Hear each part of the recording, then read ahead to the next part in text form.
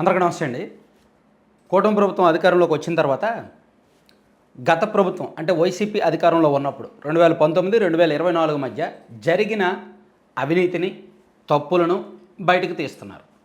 తీసి చట్టపరంగా ఏమేం జరిగింది అనేది జాగ్రత్తగా కొంతమందిని లోపలేస్తున్నారు, కొంతమంది మీద కేసులు నమోదు చేస్తున్నారు. ఈ క్రమంలోనే లిక్కర్ స్కామ్ అనేది ఒక పెద్ద స్కామ్. 3,200 వరకు అవినీతి జరిగింది, 3,200 కోట్ల వరకు అవినీతి జరిగింది అని చెప్తున్నారు. ఆ తర్వాత ఇసుక కుంభకోణం అని, మైనింగ్ అని, అదని ఇదని వేలాది కోట్ల వ్యవహారాలు బయటకు తీస్తున్నారు. సరే, ఇవన్నీ కాసేపు పక్కన పెడదాం. కానీ అవినీతి అనేది ఒక అంశం మాత్రమే. ఈ రాష్ట్రంలో కానీ, ఈ దేశంలో కానీ, మన స్వతంత్ర భారతదేశంలో, మన ప్రజాస్వామ్య భారతదేశంలో, మన రాజ్యాంగబద్ధమైన పరిపాలన ఉన్న భారతదేశంలో అవినీతి లేదా పరిపాలన, రాజకీయము, కులము, మతము వీటన్నింటికంటే వ్యక్తిగత స్వేచ్ఛ, భావ వ్యక్తీకరణ స్వేచ్ఛ అనేది చాలా గొప్పది. రాజ్యాంగం ఈ దేశంలో ఉన్న ప్రతి పౌరుడికి ఇచ్చిన మొట్టమొదటి హక్కు అది. స్వేచ్ఛ ఉంది అంటే కొంత గోప్యత కూడా ఉంటుంది. కొన్ని విషయాల్లో గోప్యత పాటించాలి. సో ఒక వ్యక్తి యొక్క గోప్యతలోకి మనం ప్రవేశించే హక్కు లేదు. అది చట్టరీత్యా నేరం, రాజ్యాంగబద్ధంగా నేరం. రాజ్యాంగంలో కూడా చాలా స్పష్టంగా పేర్కొన్నారు. ఒక వ్యక్తి స్వేచ్ఛకు, ఒక వ్యక్తి గోప్యతకే అన్ని హక్కులు ఉంటే, ఒక ప్రజాప్రతినిధి అంటే 1,00,000 లేదా 2,00,000 మంది వ్యక్తుల యొక్క సమూహానికి ప్రతినిధిగా వ్యవహరించే ప్రజాప్రతినిధికి ఎన్ని హక్కులు ఉంటాయి? ఎంత గోప్యత ఉంటుంది? అలాగే మొత్తం రాజ్యాంగ వ్యవస్థలో అత్యంత కీలకమైన న్యాయ వ్యవస్థలో కీలకమైన స్థానాల్లో ఉన్న న్యాయమూర్తులకు ఎంత స్వేచ్ఛ ఉంటుంది? ఎంత గోప్యత ఉంటుంది? ఇక్కడ స్వేచ్ఛ వేరు, గోప్యత వేరు. గోప్యతకు భంగం వాటిల్లకపోతే అతను స్వేచ్ఛగా ఉన్నట్టే కదా. సో అందుకని గోప్యత అని చెప్తున్నా. సో ఎందుకు ఇవన్నీ చెప్తున్నానంటే, వైఎస్ఆర్ కాంగ్రెస్ పార్టీ హయాంలో రాష్ట్రంలో కొంతమంది పౌరులు, కొంతమంది ప్రజాప్రతినిధులు, కొంతమంది మీడియా ప్రతినిధులు, కొంతమంది న్యాయమూర్తులు ఫోన్లు ట్యాపింగ్ అయ్యాయి. ఇది నేను ఇప్పుడు చెప్తున్న మాట కాదు. 2025 మే నెల 26వ తేదీ నేను చేస్తున్న వీడియోలో నేను చెప్పిన మాట కాదు. 2020లోనే అప్పటి తెలుగుదేశం పార్టీ పత్రికలుగా ఉన్న, ఇప్పుడు తెలుగుదేశం పార్టీ అనుకూల పత్రికలు ఉన్న ఆంధ్రజ్యోతిలో వార్తలు వచ్చాయి. 2022లో నేషనల్ మీడియాలో వార్తలు వచ్చాయి. 2023లో కూడా నేషనల్ మీడియాలో అనేక వార్తలు వచ్చి తెలుగుదేశం పార్టీ వాళ్ళు ఆరోపణలు చేశారు. 2024 ఎన్నికలు ముగిసి, పోలింగ్ ముగిసిన తర్వాత కూడా తెలుగుదేశం పార్టీ వాళ్ళు ఆరోపణలు చేశారు. ఈ మొత్తం ఆరోపణలకు సంబంధించిన కొన్ని స్క్రీన్ షాట్లు మీరు పక్కన స్క్రీన్ మీద చూడొచ్చు. ఇవన్నీ కూడా మనం సృష్టించినవి కాదు. కొన్ని నేషనల్ మీడియాలో వచ్చాయి, కొన్ని లోకల్ మీడియాలో వచ్చాయి. 2020, 2022, 2023, 2024, 2025 2024 వరకు. ఒకనొక సందర్భంలో మేబీ 2020లో అనుకుంటా ఆంధ్రజ్యోతిలో ఒక వార్త వచ్చింది. న్యాయమూర్తుల ఫోన్లు ట్యాప్ చేస్తున్నారు అని. ఈ రాష్ట్రంలో హైకోర్టు జడ్జీలు ఫోన్లు ట్యాప్ చేస్తున్నారు. ప్రభుత్వానికి వ్యతిరేకంగా వరుసగా తీర్పులు వస్తున్నాయి కాబట్టి ఈ న్యాయమూర్తుల్ని బెదిరించడానికో, భయపెట్టడానికో, వాళ్ళ వ్యక్తిగత లైఫ్లోకి దూరడానికో వాళ్ళ ఫోన్లు ట్యాపింగ్కి గురవుతున్నాయని ఆంధ్రజ్యోతిలో ఒక వార్త వచ్చింది. ఈవెన్ దాని మీద కోర్టులో ఒక పిటిషన్ కూడా దాఖలైంది 2020 ఆగస్టు నెలలో. ఇది కాసేపు పక్కన పెడదాం. 2023లో వైఎస్ఆర్ కాంగ్రెస్ పార్టీ ఎమ్మెల్యేలుగా ఉన్న ఆనం రామనారాయణ రెడ్డి గారు అండ్ కోటమిరెడ్డి శ్రీధర్ రెడ్డి గారు మీడియా ముఖంగా కొన్ని అభియోగాలు చేశారు.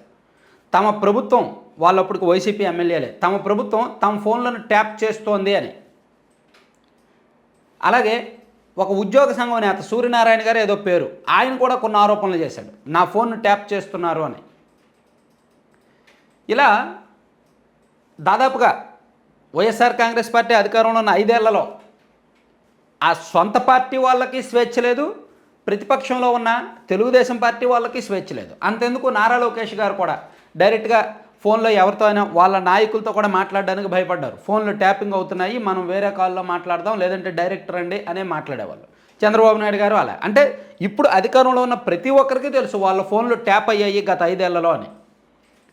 మరి దీని మీద ఎందుకు చర్యలు తీసుకోవట్లేదు? అది నాకు అర్థం కావట్లా.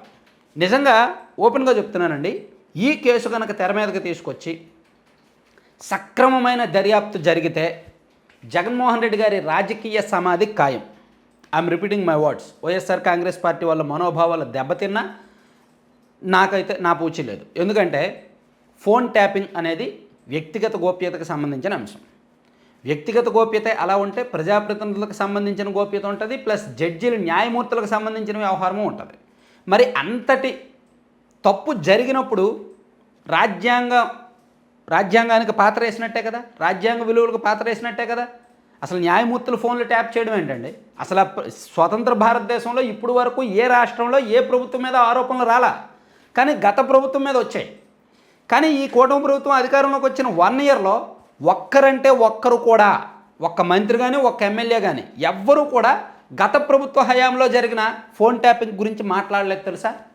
ఇప్పుడు అధికార పార్టీ ఎమ్మెల్యేగా ఉన్న కోటమిరెడ్డి శ్రీధర్ రెడ్డి గారు గతంలో ఆరోపణలు చేశారు, నా ఫోన్ ట్యాపింగ్ అవుతుంది అని, ఇంటెలిజెన్స్ డీజీ నా ఫోన్ ట్యాప్ చేసి వింటున్నాడు అని. ఇప్పుడు అసలు మాట్లాడలేదు ఆయన.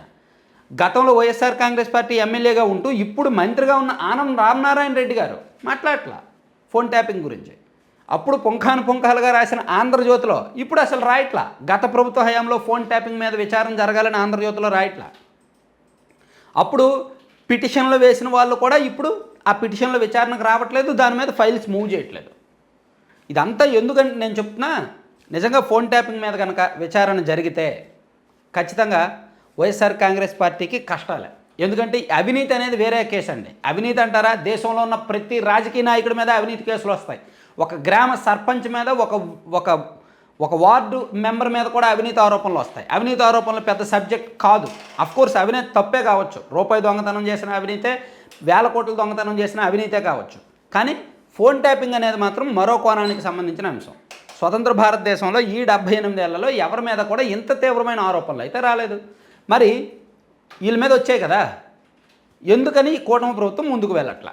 నిజంగా ముందుకు వెళ్తే, సిన్సియర్గా వెళ్తే, సీరియస్గా దర్యాప్తు చేస్తే జగన్మోహన్ రెడ్డి గారిని, ఎందుకంటే అప్పుడు ప్రభుత్వ పెద్ద ఆయనే కాబట్టి ఆయన్ని ఖచ్చితంగా అరెస్ట్ చేయొచ్చు. బయటకు కూడా రాలేరు.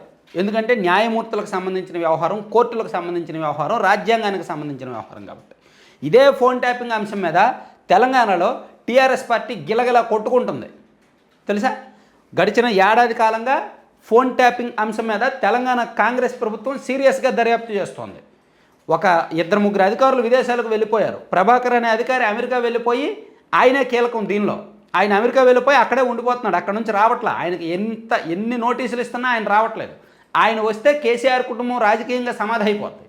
ఆయన వచ్చి ఒక్క వాంగ్మూలం ఇచ్చి ఆధారాలన్నీ ఇస్తే చాలు, కేసీఆర్ కుటుంబం విలువలాడిపోద్ది, గిలగలాడిపోద్ది.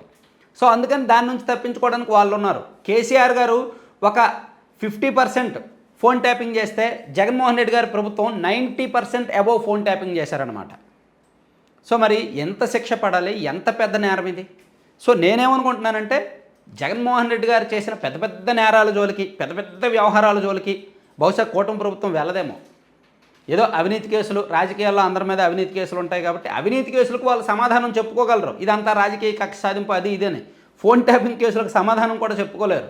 ఫోన్ ట్యాపింగ్ జరిగింది అంటే ఆధారాలు బయటకు వచ్చేస్తాయి.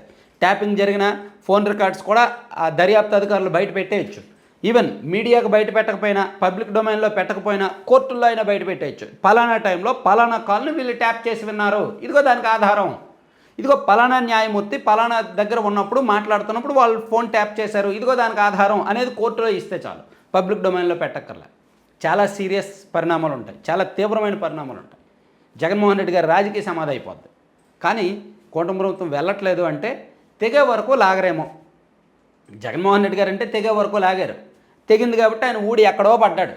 సో కూటమి ప్రభుత్వం ఎందుకులే తెగే వరకు లాగడం, వాళ్ళు ఏదో తప్పు చేశారు, మనం అంత సీరియస్గా వెళ్తే మళ్ళీ వాళ్ళు మరి ఏమనుకుంటున్నారో తెలియదు. అంటే నాకైతే వాళ్ళ టీడీపీ వాళ్ళ ఇంటెన్షన్ ఏంటో తెలియదు. ఎందుకంటే లోకేష్ గారికి తెలుసు, చంద్రబాబు గారికి తెలుసు, అధికార పార్టీలో ప్రస్తుతం అధికార పార్టీలో ఉన్న జనసేన పార్టీ ఉప ముఖ్యమంత్రి పవన్ కళ్యాణ్ గారికి తెలుసు, అందరికీ తెలుసు, ప్రతి ఒక్క ఎమ్మెల్యేకి తెలుసు వాళ్ళ ఫోన్లో ట్యాప్ అయ్యాయని. కానీ ఇప్పుడైతే దాని జోలికి వెళ్ళట్లేదు. సో వెళ్ళట్లేదంటే నేను ఇంటర్నల్గా బీజేపీ వాళ్ళు ఏమైనా లాబింగ్ చేయడమో, బీజేపీ వాళ్ళు ఏమైనా డీల్ చేయడం కావచ్చు, ఏవో సంథింగ్ జరిగి ఉంటుంది. నేను అనేది ఫైనల్ ఏదైతే ఉందో అదే కరెక్ట్. బీజేపీ వాళ్ళు మేబీ డీల్ చేస్తున్నారేమో. ఇటువంటి పెద్ద పెద్ద వ్యవహారాల జోలికి వెళ్ళొద్దు, ఏదో చిలకొట్టుల జోలికి వెళ్ళి వాళ్ళని ఏం చేస్తారో చేసుకోండి, కానీ పెద్ద పెద్ద వ్యవహారాల జోలికి మీరు వెళ్ళొద్దు. అలా ఉంటేనే మన ఫ్రెండ్షిప్ పదిలంగా ఉంటుందని ఏమైనా కాపాడుతున్నారేమో, కానీ లేదా ఈ పట్టే వేసేయాలి. Thank you.